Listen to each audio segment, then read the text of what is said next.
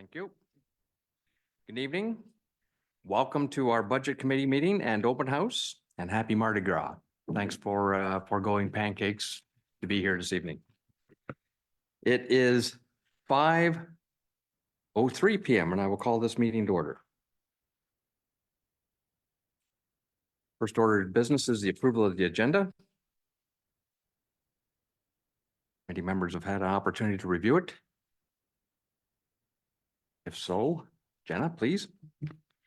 Be it resolved that the agenda for the February 13th, 2024 Budget Committee meeting be approved as presented. Can I have a mover and seconder, please? Councillor Hentz. Deputy Warden Jones. All in favor?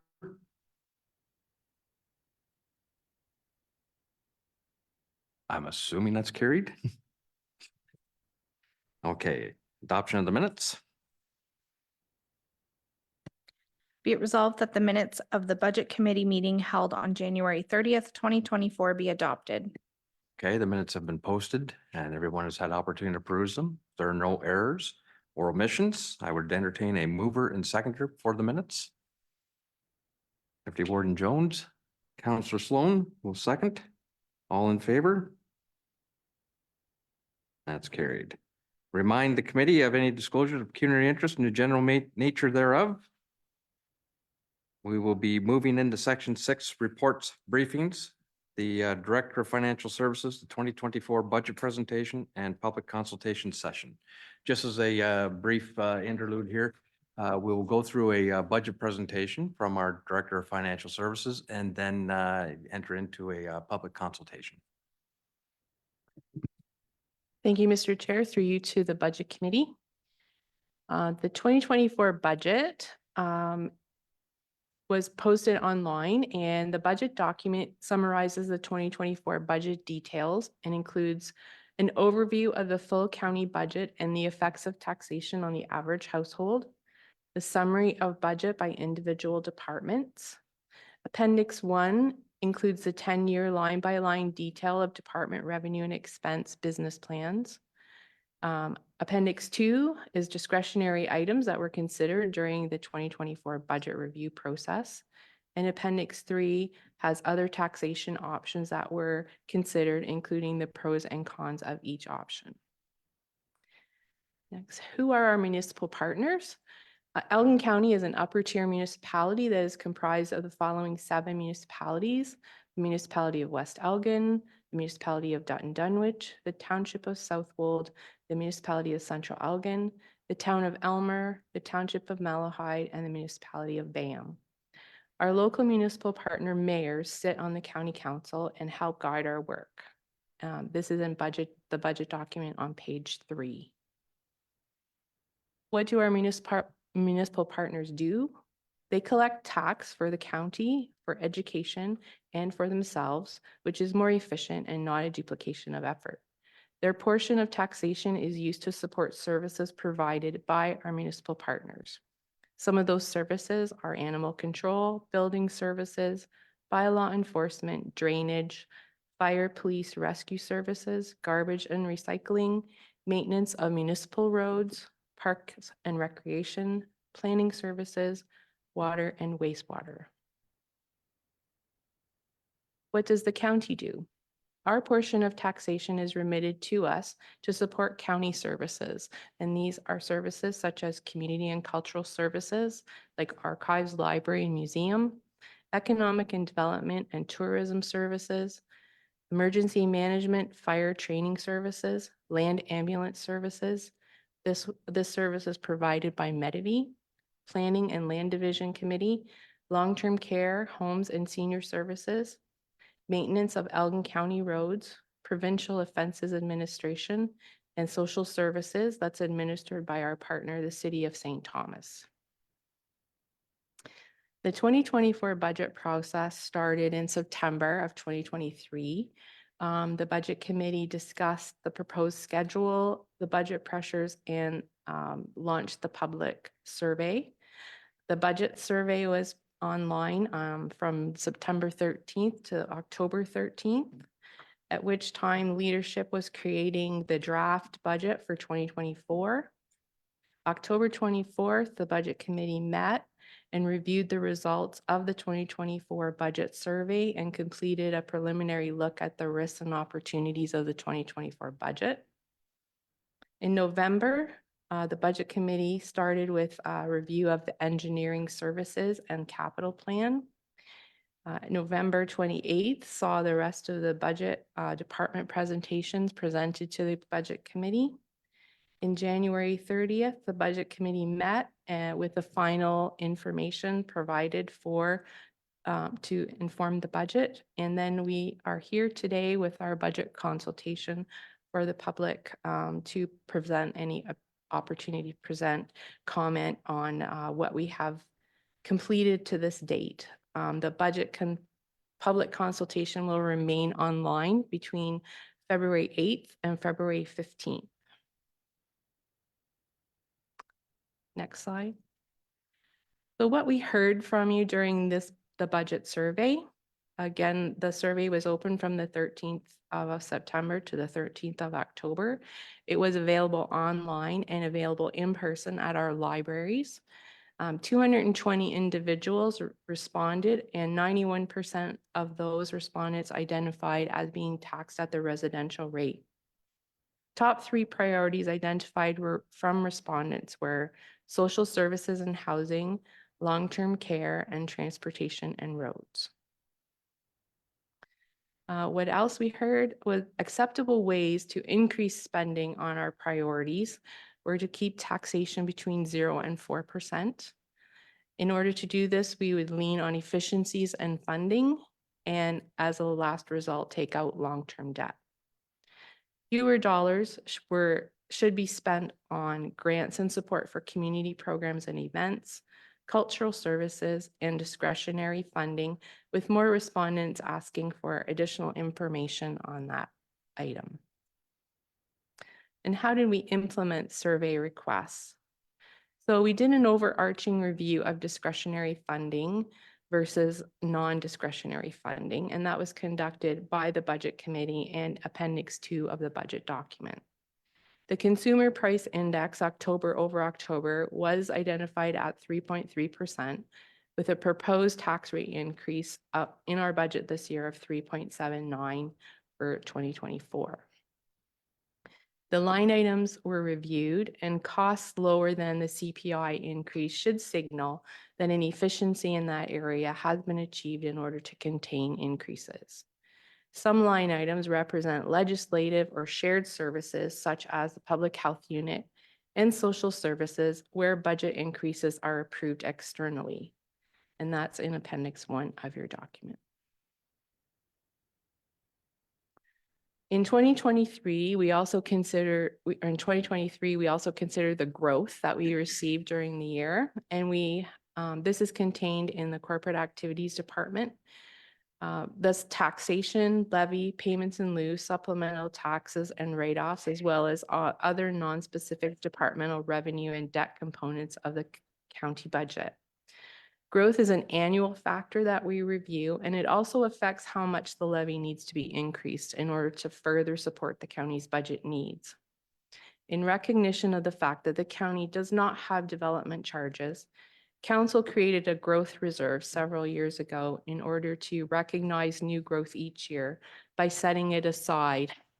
This practice is expected to support the county's future additional budget pressures that will ultimately result from that new growth. In 2023, the county had a large assessment increase in the commercial class. The reality of such large increases are that appeals are possible, and in this particular scenario, and can be retroactive.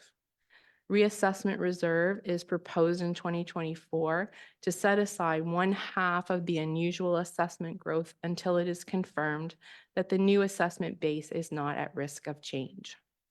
All other classes showed consistent growth, which was not considered at risk, so was added to the growth reserve. The Budget Committee did consider 2 other options relative to growth. The current budget document has been compiled using Council's preferred historical approach and is referenced below as option 1. In this option, our 2023 levy was 43 million. The proposed tax levy increase at 3.79 would set the levy at 48 million with a total levy increase of $5 million. Our assessment is 9.5 billion. With the assessments or with the tax increase set at 3.79%, the average household would see a tax rate increase of $25 per household. In the county, our average assessed home in 2023 was $239,000, which means that the average household will experience a $59 increase in county taxation.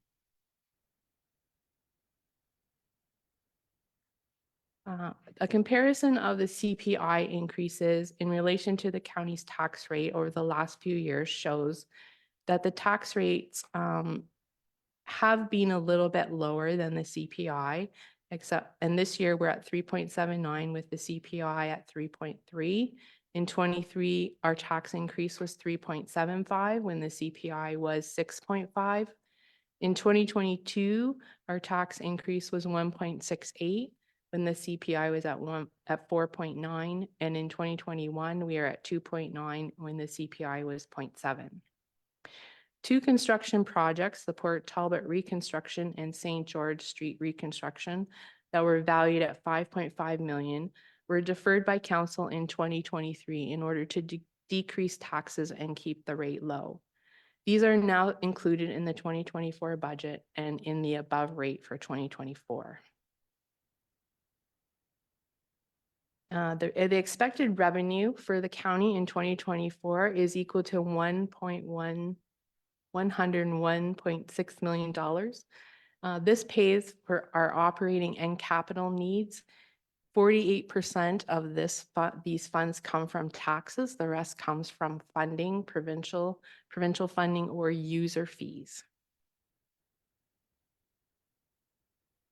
Expected operating expenses are 89.6 million, 76.9 million is for operations, and 12.7 million is amortization that supports our capital replacement program. In 2024, we will be spending approximately 24.6 million on capital replacement.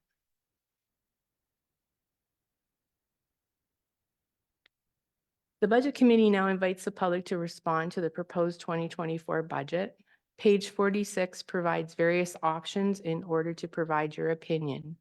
We do value your participation in the budget process, and your comments and questions will be compiled and provided to council before budget approval is finalized. Thank you, Mr. Warden. Okay, thank you, Jen. At this time, I will invite anyone in the public who wishes to make a comment or bring ideas forward. Please do.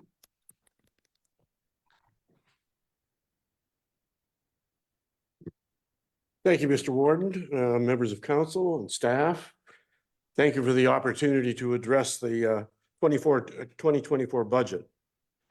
I am disappointed in all three options that are presented to council, that none of them are a contribution to the MRI and the diagnostic imaging campaign in our local hospital. Elgin County and the city of St. Thomas have a long history of contributing to the St. Thomas Elgin General Hospital. Hence the name of the hospital. It's called St. Thomas and Elgin. The city of St. Thomas have come forward with $2.5 million over 10 years. Traditionally, the county would match their contribution. I believe the majority of county council sees the responsibility that's presented to them. I would like to recommend the second option that you have in your budget. Option 2 has half of the commercial set aside in the event of an appeal of the assessment and the other half to be used in 2024. I made an inquiry to the county finance department about a 1% revenue, and they indicated that 1% equates to $430,000 in 2024, $280,000 in 2025. As the years go on, naturally it increased, but the amount of contribution would remain the same. To accommodate the request from the hospital, option 2 budget would need to be increased by 0.58%, bringing the total to 2.97% for the year in option 2. In today's climate, a 2.97% increase is vastly far more attractive compared to many municipalities facing an 8 and 10% increase. I can only hope that all the members of council will consider this and the importance of having an MRI in our backyard in St. Thomas Elgin General Hospital. Thank you for your time. Thank you, David. Anyone else? Hello, Warden, Hello. Council members. My name's Mary Lou Crowley, and I'm the Executive Director of the St. Thomas Elgin General Hospital Foundation. I am pleased to be here today to represent STAG and the foundation and a community dedicated to its amazing local hospital. As you know, and later in the year last year, we came to you with our request outlining the numbers and the need and the significant impact and partnership that we would have as we forge forward with the county. It is our understanding that each and every one that live in Elgin County rely on healthcare, just like each and every one of us. We are asking you today to continue your support, as Mr. Mental has said, and on behalf of the hospital, understand the significant need that we have. While we understand the pressures of the budget, and believe you, we do, being in healthcare and understanding the need for government dollars, we as a foundation are responsible in supporting the equipment for this campaign. We rely on our community. So the function of the foundation is we are the link between the hospital and the community.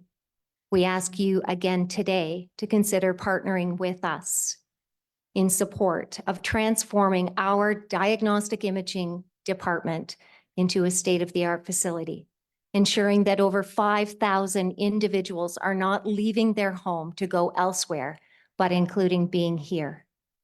We owe it to ourselves and we owe it to our community to invest in healthcare to make a difference in our life here and today.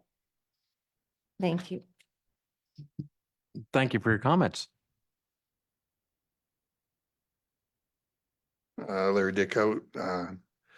So I'm just used MRI services. So Dave asked me to speak about that. So that's why I'm here. Well, it's we're all going to use an MRI. I don't care who you are. At some point in your life, you're going to need one. Increases with age, and Elgin County is an older population group compared to a younger population group. So there's a higher need in this community.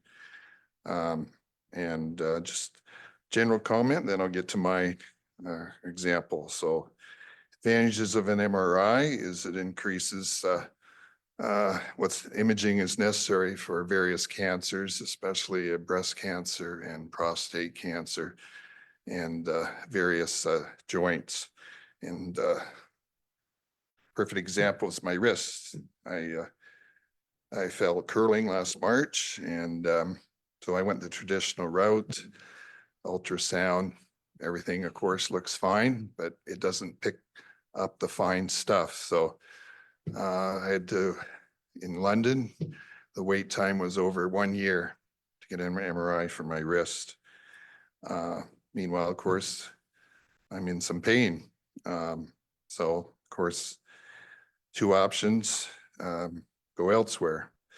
So there's a place in Buffalo. It serves Canadians. It's a Canadian doctor, went to Western because the need for MRIs are so great. A lot of people use the service.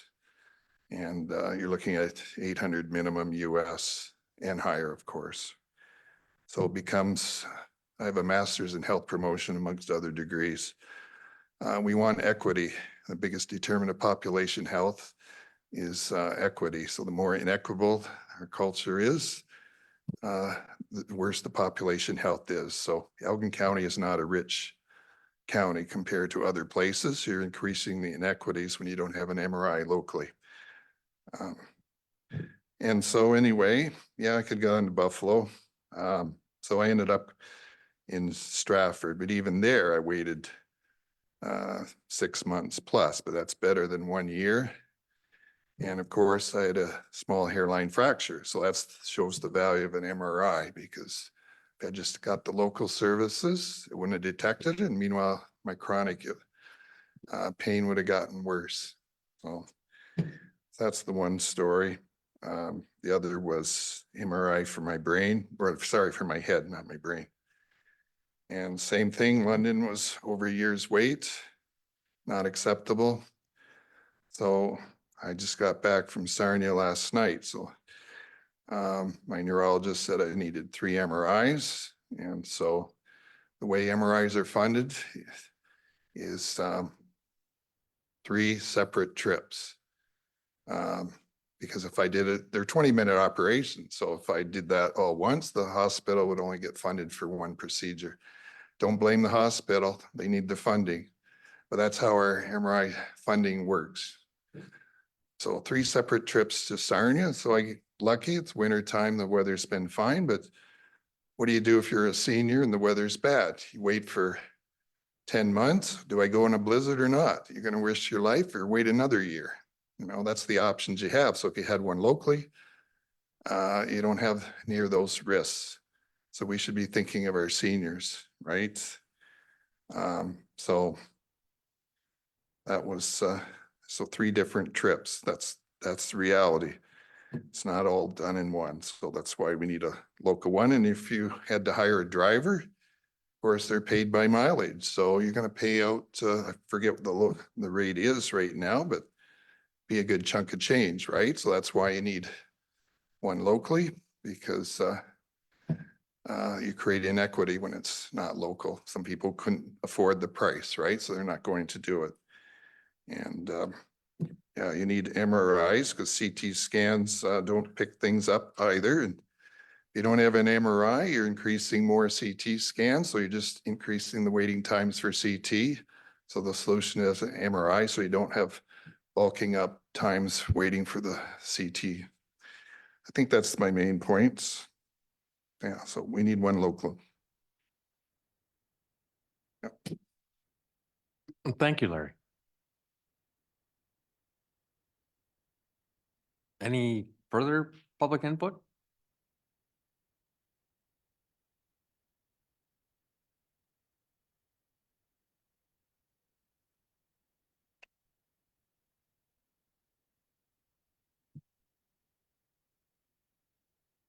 Open it up to even joining members of council.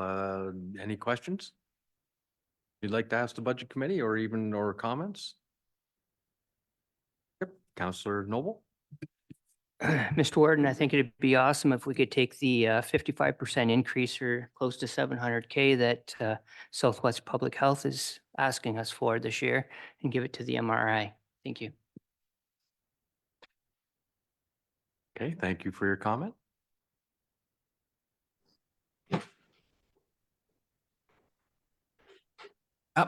Councillor Sloan? Thank you, Warren, engineering. The 5.5 million in projects that have been put forward, have they been retendered? And the reason I ask is because at 5.5 million, depending on what the new tender looks like, there might be some effect on the budget. So I wondered if I could ask that. I'm going to refer this to Peter. I don't believe they've been tendered at this point. They may be what you would refer to as a Class D estimate for budget purposes. Supplementary? Yes.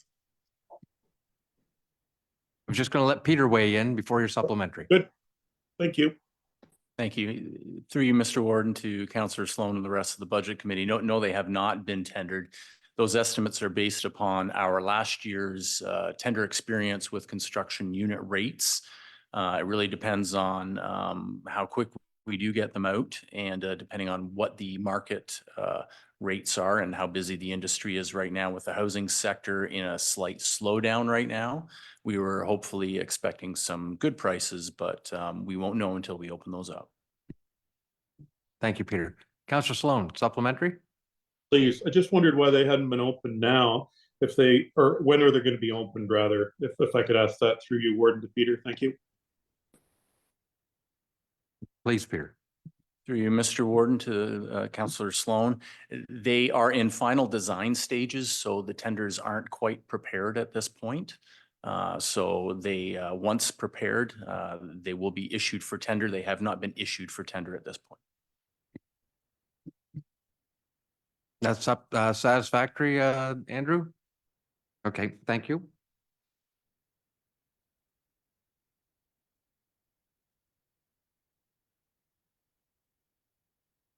Deputy Warden?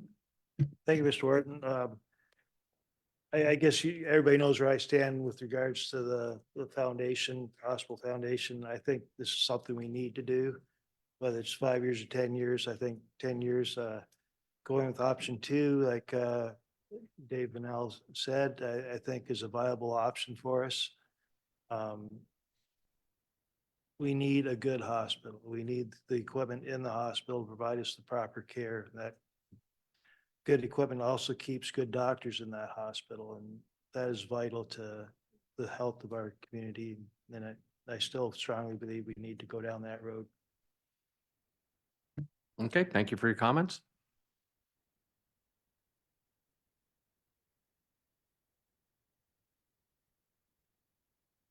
Any further comments? This is, again, a public engagement opportunity. This will be going to council on the 27th.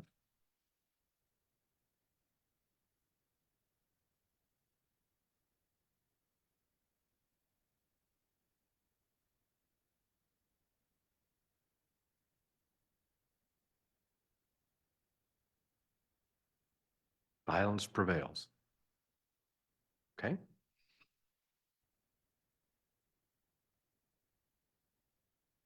All right, then let's close us off. Jenna? Yes. Thank you for that. Thank you for reminding me.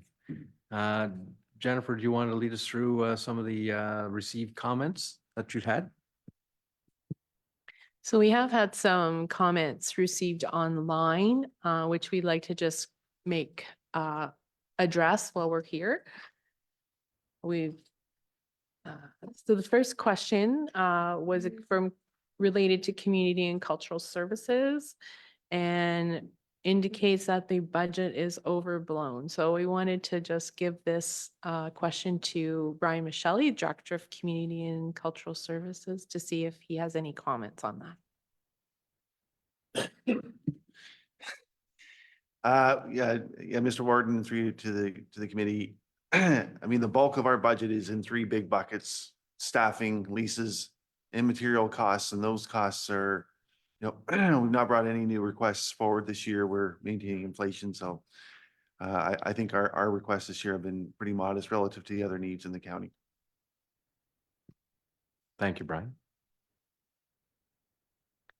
The second question on that, from that respondent, we wanted to know if they could keep increases below 3%. Historically, Elgin County budget has increased excessively over inflation. The members of Elgin County Council should be elected, not appointed. So members of council are elected officials. They're the mayors of our municipalities, as we previously indicated. And also we did show slide 14, I believe, of our presentation just recently that we did. And it indicates that the last 2 to 3 years, we have been at or below inflationary increases. So we aren't excessively over inflation at all. So just wanted to address that. The next slide, the next respondent was speaking to emergency management. There needs to be bigger increases into land ambulance services, an aging population, lack of community resources, And just the thought of getting in faster in straining the local system and potentially delaying life-saving treatments due to lack of availability. BAM needs another 12-hour night shift, and then the city needs 2 more 12-hour night trucks. With all the new infrastructure coming to Elgin County, the population will boom, and it's better to be proactive than reactive. St. Thomas Police and Fire are proactive with the new VW plant. What's Elgin St. Thomas EMS doing? And I think Nick would like to speak with this, Director of Legal Services. Thank you, Mr. Warden, through you to the committee. So I'd very much appreciate the feedback from the public and especially sort of the specificity of how the ambulance deployments work. The service level reference in Bayham has been steadily increasing over the last few years. And it's a service level that was agreed to by council and is rolling forward into next year.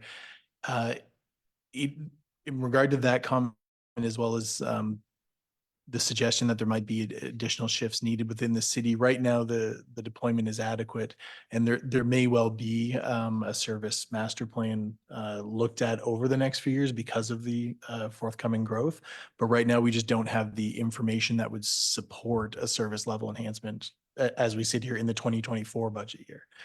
So those are sort of the responses from the staff level about those two components of it.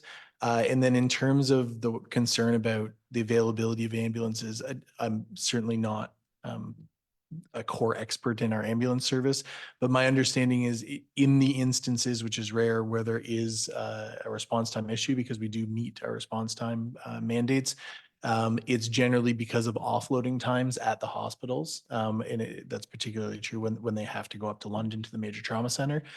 So that kind of thing is sort of a bit unpredictable and it isn't necessarily taken care of by the suggestions here. But quite welcome feedback to receive this. And certainly if council wishes to add any service level enhancements into the 2024 budget year, staff's happy to bring back answers and talk to Medivy, but otherwise staff's confident that the increase that's already in the budget for this year is sufficient to provide adequate land ambulance services.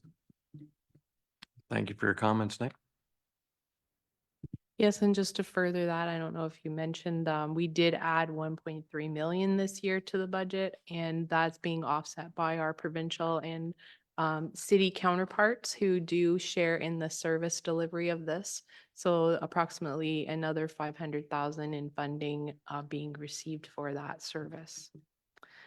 The next one is from Homes and Senior Services, and this one is saying keep increases at or below inflation. And I'm going to ask Michelle Harris, Director of Homes and Senior Services, to respond to this one. Thank you, Mr. Warden, through you to members of the committee. So thank you for the question. And certainly inflation is considered when we're looking at the homes budgetary preparations. The homes do receive both provincial and municipal funding for the provision of care and services for our 247 long-term care home residents. Our approach to budgeting in the homes is reflective of maximizing that provincial funding and the initiatives to support an approach to minimize increases wherever possible. This year in the 2024 budget, we're quite appreciative of the provincial funding for the direct care funding for the 4 hours of care and the allied health professional funding that's been supportive of this proposed budget. There's some other initiatives such as the medication safety technology funding and local health priority funding and some grants and rebates. Inflationary increases are carefully reviewed with every budgetary line, and certainly not all, some but not all of the budgetary lines are reflective of an increase. Increases for the 2024 budget are really centered around the direct care staffing to meet that 4 hours of care provincial mandate, some technology and software, and of course, negotiated wage increases are part of the 2024 budget, along with capital expenses. Our long-term care homes are mandated to meet legislative requirements, and that does include resident care and services, along with building and maintenance of our homes. So the 2024 budget does include budgetary asks for both operations and capital projects within our 3 homes. But the total across our 3 homes is an increase of just over $300,000 for the 2024 budget. Thank you. Thank you, Michelle.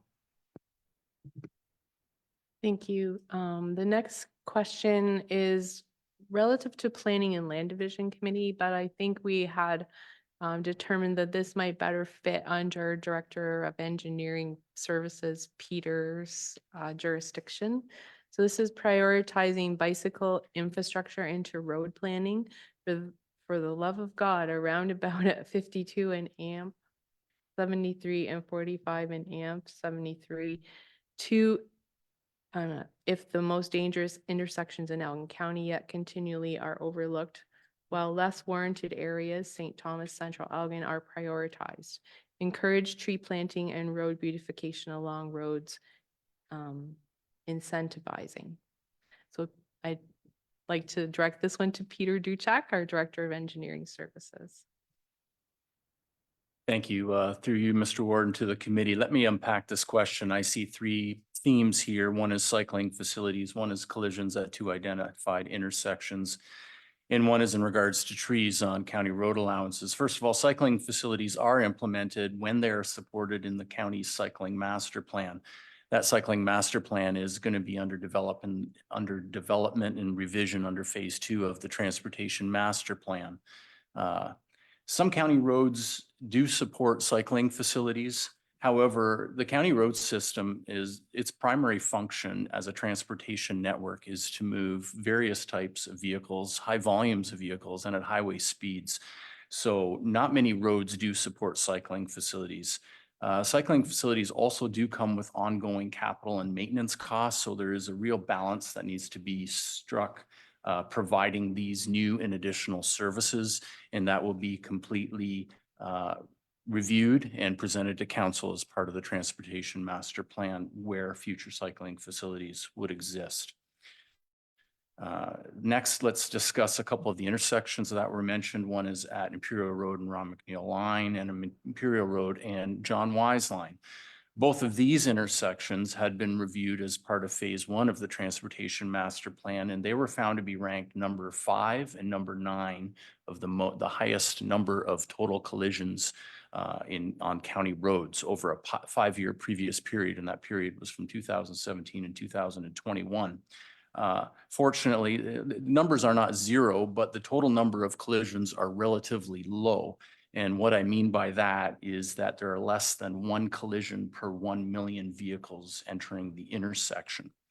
In our review, there were no operational improvements required at those intersections. Therefore, there's no capital investment identified in the 10-year plan at this time.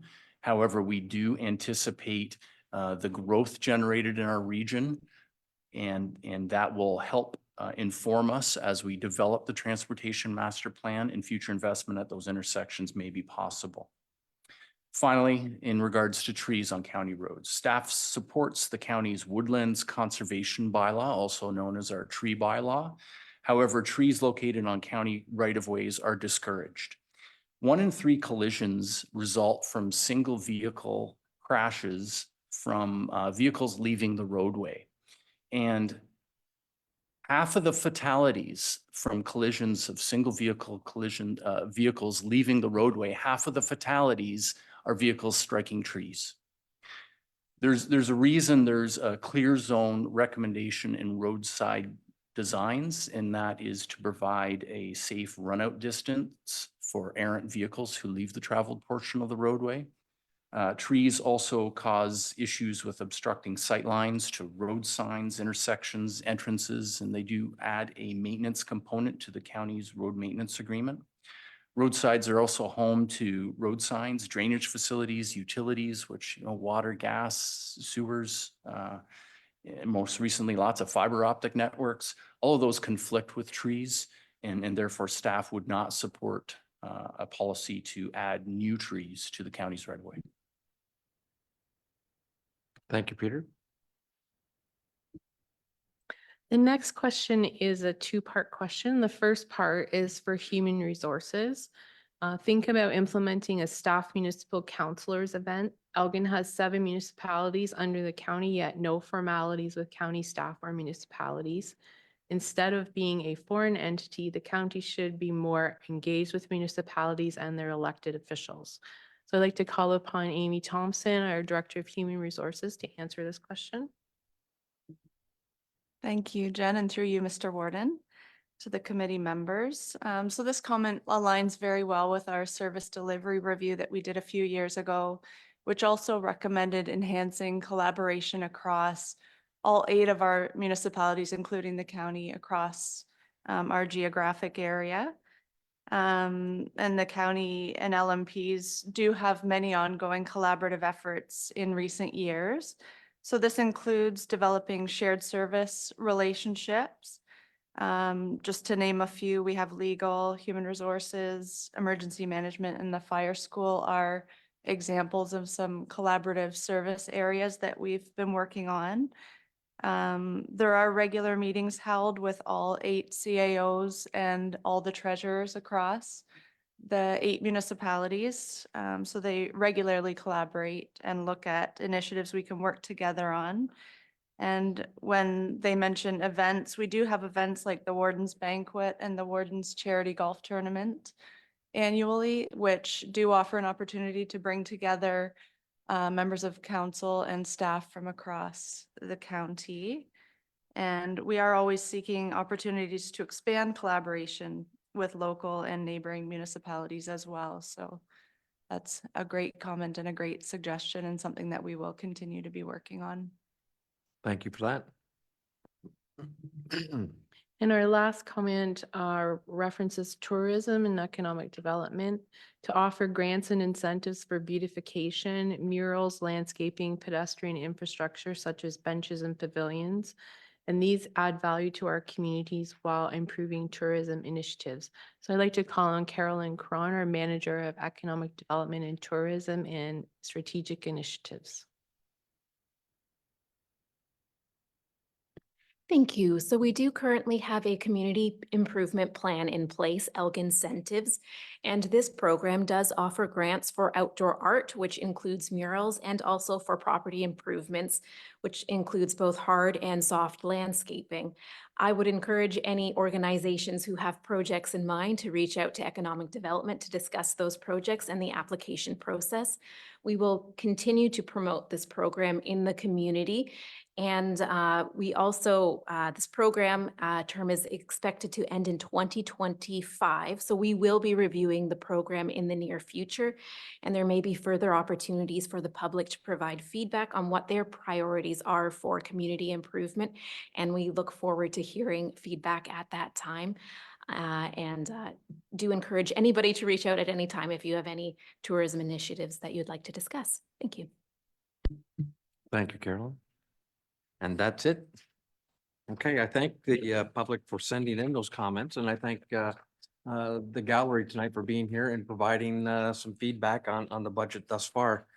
Of course, as I mentioned, the next step for this is to present to county council on the 27th. I would assume that staff will be taking these comments and folding them into the presentation for the county. Okay. Does any member of the committee have anything they wish to add at this point? Or have you had enough for tonight? Councillor Widner, not a committee member, but I'll accept your comment. That's right, I'm still here. I read this report. I'm very interested in it. Of course, when I see the word roundabout, my interest gets piqued. And I appreciate Peter's attention to this report. I don't like the way we rate it. I know you have to rate things on a scale, but total collisions, I look at total deaths, and I don't care if they died that day or the next day. To me, that is what is important. You know, the graves are telling the story here. I've been a little silent about this lately. Hopefully, the province is going to help us with this, with all the roads being in upheaval right now. Nobody seems to know what's going on, but there's going to be improvements with all the traffic. Hopefully, the province will step up and we can get a partner in this and do the right thing and install some of these roundabouts. Thank you. Thank you for your comments. Deputy Warden. Thank you, Warden. Just going back to the question on land ambulance.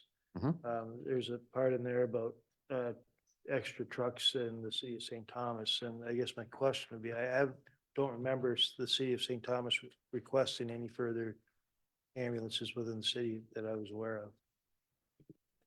I'm like you on that. I don't require, or excuse me, recall any requests from the city on this.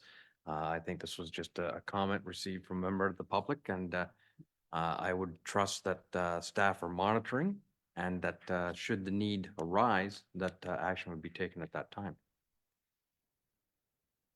Through you, Mr. Warden, to the committee.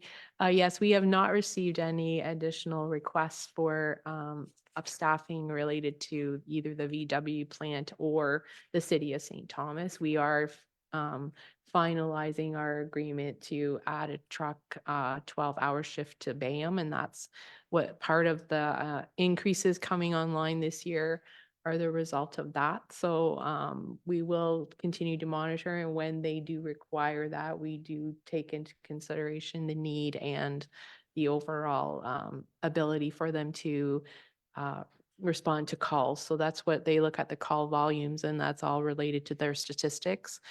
This year, they are adding a quality assurance and data process or data management person so that they can give us better statistics on those call volumes. Thank you for that. Okay, I think we're drawing to a close. Have you had opportunity to craft something here? Let's hear what you've got, and then we'll see if committee's interested. Be it resolved that the presentation from the Director of Financial Services Treasurer be received for information, and that all comments received through the period of public consultation be compiled and provided to County Council for consideration prior to budget approval. Okay, committee members, does that sound fair to you? Anyone willing to move and second? Okay, Deputy Warden Jones and Councillor Hintz will second. All in favor? Opposed? Going to assume everyone's good with that and it's carried. Okay, there we go. It's our response from Councillor Sloan. So I see on my agenda here, or the draft minutes, that the next meeting will be at the call of the chair. Let's leave it at that.